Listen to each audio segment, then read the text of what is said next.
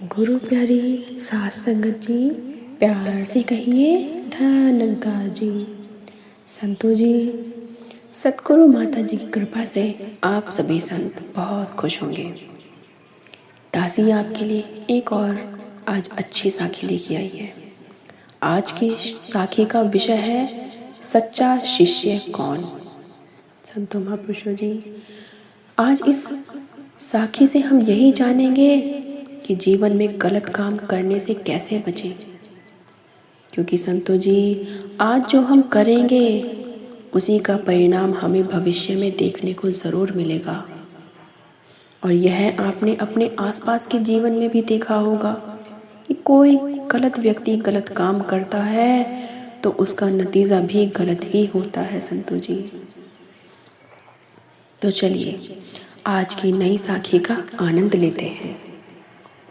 नारायण पंडित अपने समय के विद्वानों में से सबसे अधिक विद्वान और पूजनीय थे। नगर के बाहर जंगल में उन्होंने अपना आश्रम बना रखा था, जिसमें दूर दूर से विद्यार्थी पढ़ने आते थे। पंडित जी के आश्रम में किसी प्रकार का भेदभाव या ऊंच नीच नहीं होती थी। राजा का बेटा हो या किसी गरीब का बेटा हो, सभी को समान रूप से पंडित जी शिक्षा दिए करते थे। और संतो जी, पंडित जी की एक पुत्री थी जो तेजी से युवा अवस्था की ओर बढ़ती जा रही थी। पंडित जी चाहते थे कि जल्दी से जल्दी कोई योग्य वर ढूंढकर उसका विवाह कर दिया जाए और इस फर्ज से मुक्त हो जाऊं मैं। मुझे बहुत चिंता रहती है। उनकी बेटी बड़ी सुशील और बुद्धिमान थी। पंडित जी ऐसा ही नेक और बुद्धिमान युवक उसके लिए ढूंढना चाहते थे। संतो जी, तो संतो जी, एक दिन नारायण पंडित के मन में विचार आया कि क्यों न मैं अपने सभी शिष्यों की परीक्षा लूं। इन सब में से जो भी सबसे अधिक बुद्धिमान होगा उसी से मैं अपनी बेटी का विवाह कर दूंगा। संतो महापुरुषों जी, बहुत आगे अचंभे की बात होने वाली है। तो दूसरे दिन पंडित जी ने सभी शिष्यों को बुलाकर कहा, देखो शिष्यों, मैं एक परेशानी में फंस गया हूँ। सभी शिष्य बोलते हैं, कैसी परेशानी गुरुजी? धर्मसेन नामक युवक से पूछा, बात दरअसल ऐसी है कि मेरी बेटी के विवाह के योग्य हो गई है और आज तक उसके विवाह के लिए मैंने कुछ भी बचाकर नहीं रखा। मेरे पास पैसा नहीं है और अब शीघ्र ही मुझे उसका विवाह करना है, जिसके लिए मुझे वस्त्र और आभूषण चाहिए।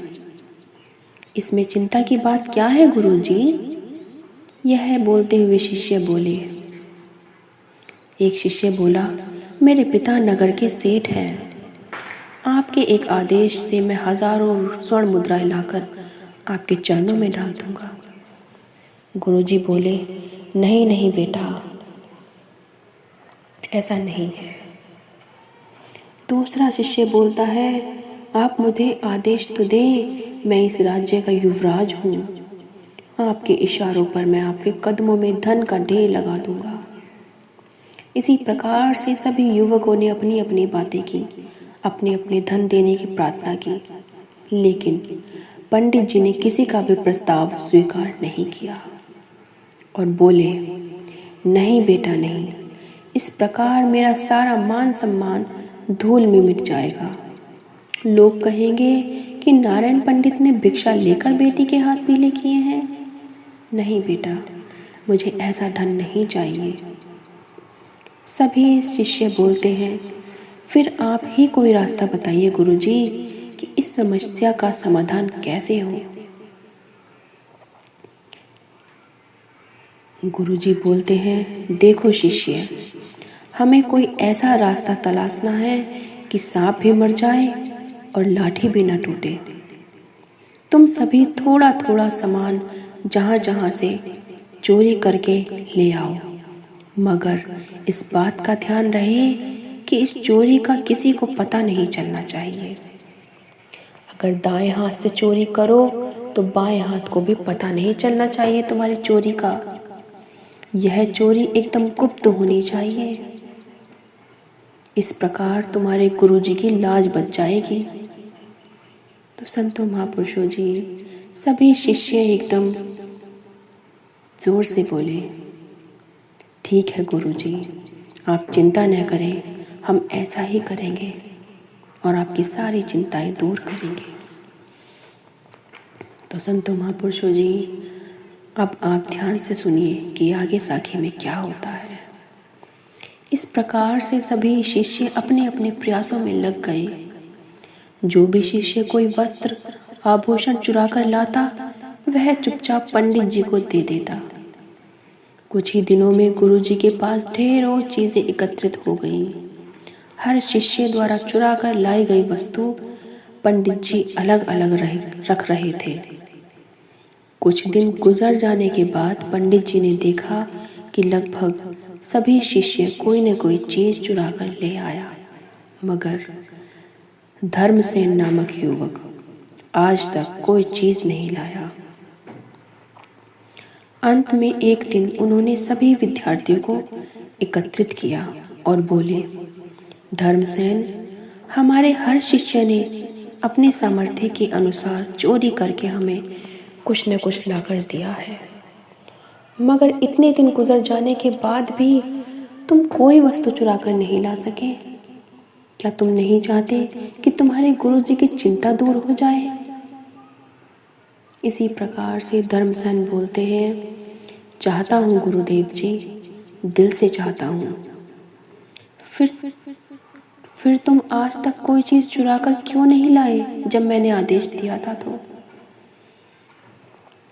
गुरु से धर्मसेन बोलते हैं, कैसे चुरा कर लाता गुरुदेव, आपकी आज्ञा ही ऐसी थी जिसने मुझे बार बार चोरी करने से रोका। गुरुदेव बोलते हैं, क्या मतलब? नारायण पंडित पैनी नजरों से उसकी ओर देखने लगे। अन्य शिष्यों ने भी चौंक कर उसकी ओर देखा कि गुरुजी ने स्वयं चोरी तो करने के लिए हमें सबको कहा था, लेकिन फिर भी यह कैसी बात कर रहा है और इसने अपने गुरु की आज्ञा नहीं मानी। धर्मसेन ने कहा, गुरुजी, आपने ही तो कहा था कि चोरी करके लाना है, लेकिन इस चोरी का किसी को पता न चले। यहाँ तक कि हम दाएं हाथ से चोरी करें तो हमारे बाएं हाथ को भी न पता चले। गुरुजी बोले, हाँ कहा था, मगर इसमें क्या परेशानी थी? धर्मसेन बोलता है, गुरुदेव जी, आपने ही तो हमें यह सबक सिखाया है कि ईश्वर सब कुछ देखते हैं।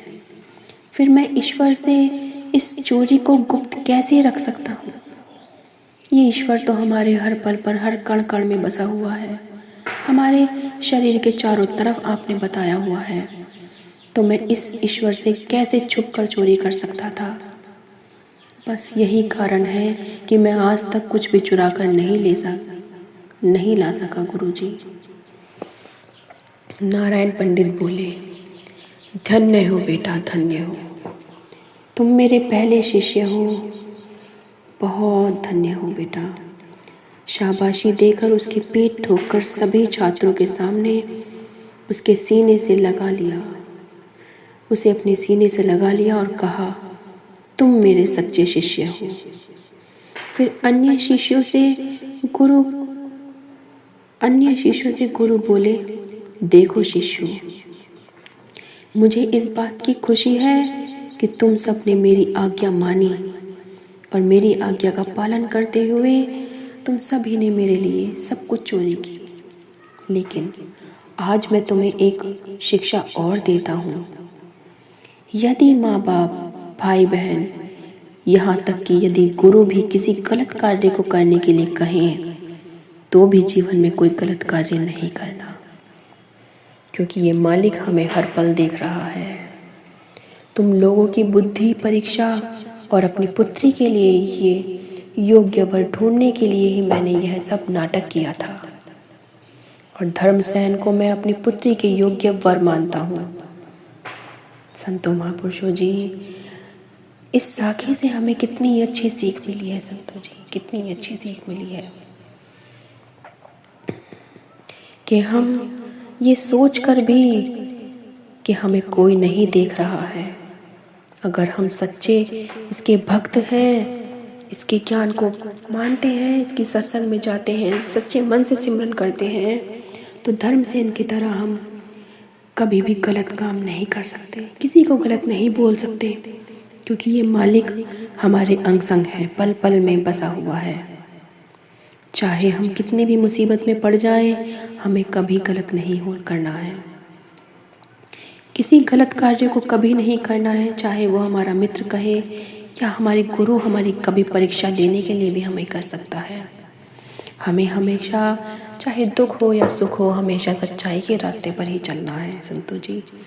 इस साखी से हमें यही शिक्षा मिलती है संतों महापुरुषों जी। ये शिक्षा आपको कैसी लगी संतों जी, कमेंट में ज़रूर बताइएगा। दासी की वीडियो आपको कैसी लगी? दासी के चैनल को लाइक शेयर सब्सक्राइब कीजिए संतों जी। ऐसे ही दासी आपके लिए नई नई साखियाँ और लाती रहेगी संतों जी। प्यार से कहिए संतों जी, धन्यवाद जी।